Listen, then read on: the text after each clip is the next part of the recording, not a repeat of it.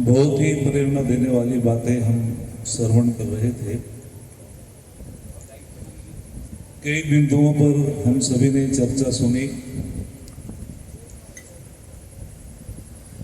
सरदार वल्लभ भाई पटेल जब गृह मंत्री बने और उनको आमंत्रित किया उद्बोधन के लिए, वहां आर्य समाज के लोग भी थे। तो सरदार वल्लभ भाई पटेल ने एक बहुत सुंदर बात कही कि देखो, देश हमारा आजाद हो गया, सरकार की नई नई योजनाएं हैं, सड़कों की योजनाएं हैं, अस्पतालों की योजनाएं हैं, विद्यालयों की योजनाएं हैं। लेकिन सरदार वल्लभ भाई पटेल ने एक बात कही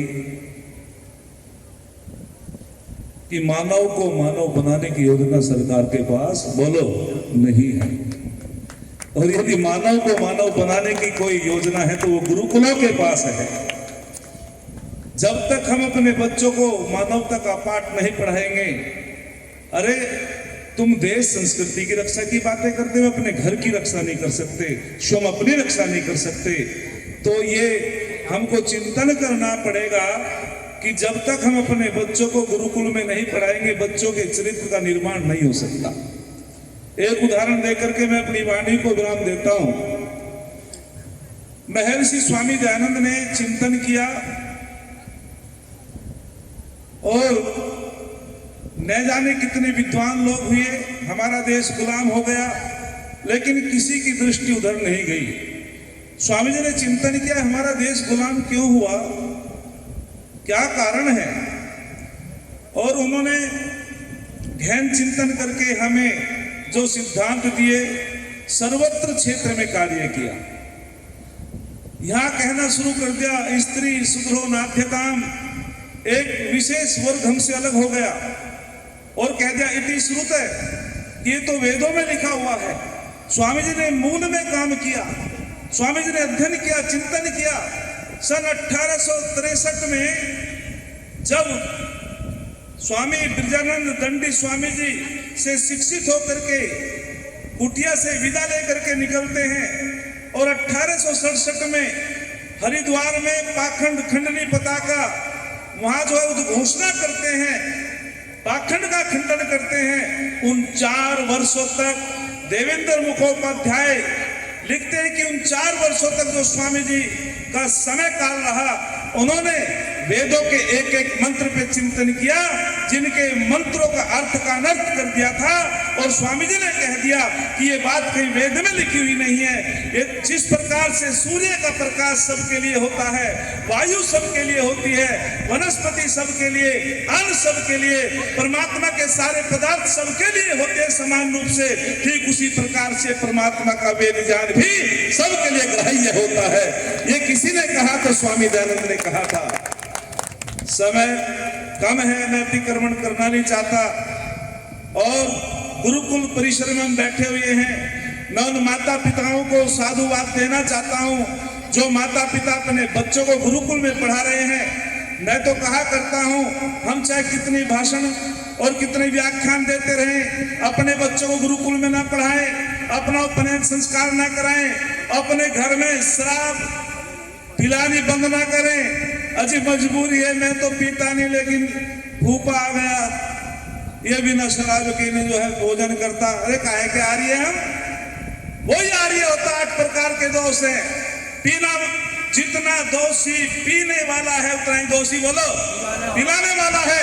आज ये युवा नशे की चपेट में है, हिम्मत नहीं कर पाते लोग। जितना दोष शराब के पीने वाले को लगेगा, पिलाने वाले को भी उतना ही लगेगा, बेचने वाले को भी उतना ही लगेगा, सलाह देने वाले को भी उतना ही लगेगा। जब तक हमारे युवा का चरित्र निर्माण नहीं होगा, तब तक हम इस राष्ट्र की रक्षा नहीं कर सकते, तब तक हम अपने इस देश का ठीक प्रकार से निर्माण नहीं कर सकते। कई बिंदुओं पर हमें काम करना पड़ेगा। गुरुकुल परिसर में आकर के हमें कुछ तो प्रतिज्ञा धारण करनी पड़ेगी, तब जाकर के हमारा आना सार्थक हो जाएगा, सुनना सार्थक हो जाएगा। एक ब्रह्म जो हमारे ब्रह्मचारी हैं, बड़ी सुंदर परिभाषा हमारे वेदों में आती है।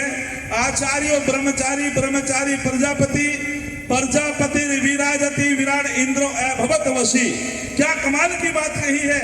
कहा गया कि आचार्य को भी ब्रह्मचारी होना चाहिए और राजा को भी ब्रह्मचारी होना चाहिए। वेद सीधा आदेश करता है।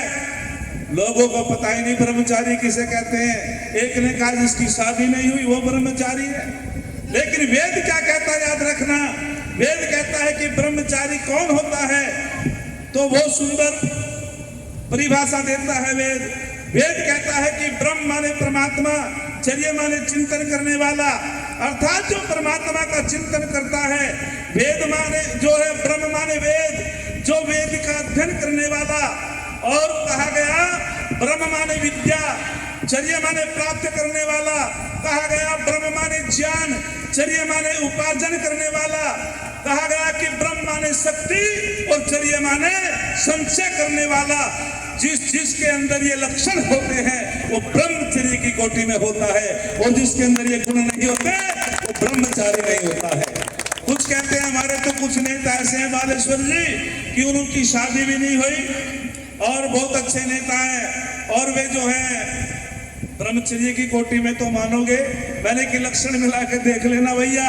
यदि वे वैदिक उपासना करते हो, यदि वे गुरुकुल की स्थापना कर रहे हो, यदि उन वैदिक संस्कृति का प्रचार प्रसार करते हो, ईश्वर भक्त हो। कुछ नेता तो कहते हैं कि वेदों की रचना महर्षि व्यास ने की, कुछ तो यही कह रहे हैं 5000 वर्ष पुराने वेद हैं। अरे परम पिता परमात्मा भी अनंत है और उसका ज्ञान वेद भी अनंत है। अधिक न बोलते हुए एक क्षण कह करके अपनी वाणी को विराम देता हूँ। जिस स्वामी दयानंद की कृपा से देखो मेरे पे कितना मानसिक दबाव आया। भैया जी ने मुझे इतना अतिशोक्ति अलंकार से सुशोभित करके मंच पे बैठा दिया कि जी मुझे प्रेरणा दी। बहुत बड़े वक्ता हैं, उधर पीछे विद्वान, आगे विद्वान, संचालक महोदय उच्च कोटि के विद्वान, और समय कम तो मानसिक संतुलन बिगड़ जाता वक्ता का। लेकिन एक क्षण कहकर के अपनी वाणी को विराम देता हूँ। मैं तो सामान्य सा व्यक्ति हूँ। हाँ, इतना तो कहता हूँ, दोनों बच्चों को गुरुकुल में पढ़ाया, रात्रि में पढ़ता हूँ, दिन में प्रचार करता हूँ, और मेरा कोई दूसरा कार्य नहीं है। इतना तो मैं कहता हूँ, और कोई दूसरा कार्य नहीं है। जीवन में पैप्सी नहीं पी, नशे का विरोध करता हूँ, कभी तली हुई चीज नहीं खाई, तो मुझे दुख होता है। अरे हम प्यादे थे, वजीरों में गिने गए। अरे हम प्यादे थे, वजीरों में गिने गए। हम फकीर थे, अमीरों में गिने गए। ऐ दयानंद, तेरा सानिध्य क्या मिला? हम कांच के टुकड़े थे, हीरो में गिने गए। हम कांच के टुकड़े थे, हीरो में गिने गए। यदि हम सब आप लोगों का धन्यवाद। बहुत बहुत धन्यवाद आदरणीय आचार्य जी का। और समय कम ऐसा बिल्कुल भी नहीं है। मैं उम्मीद करता हूं कि आदरणीय आचार्य जी आज रात्रि में जरूर रुकेंगे, तो हमारे पास पर्याप्त समय होगा। ये सभा थोड़ी गर्मी के कारण अस्त व्यस्त है, इसलिए ऐसा है। बाकी बीच में जो आचार्य जी ने एक बात कही थी कि भाई कुछ लोगों का नेता है, कुछ लोगों का विवाह नहीं हुआ है, तो उन्हें ब्रह्मचारी गिने कि नहीं गिने, तो फिर उन्होंने लक्षण वक्षण मिलवाए। इस बात का राहुल गांधी से कोई लेना देना नहीं है। ये कैसे निकलेगा भाई? हाँ, बाकी आप क्या सोचते हैं मुझे नहीं पता है। आदरणीय मुकेश जी से प्रार्थना करूंगा कि वो मंच पर आए, और एक गीत का समय है हमारे पास। सतीश जी यदि आसपास हो तो मंच पर आ जाएंगे।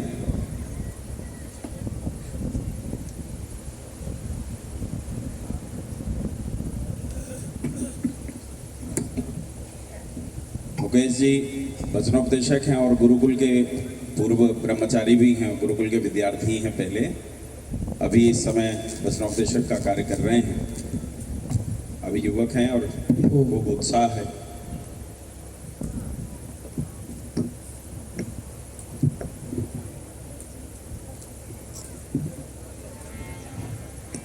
ओम ओम ओम ओम ओम। एक बार मेरे साथ मिलकर के सभी महर्षि देवदयानंद सरस्वती जी महाराज को नमन करते हुए जयकारा लगाएंगे। बोलिए महर्षि दयानंद की। आइए अंतिम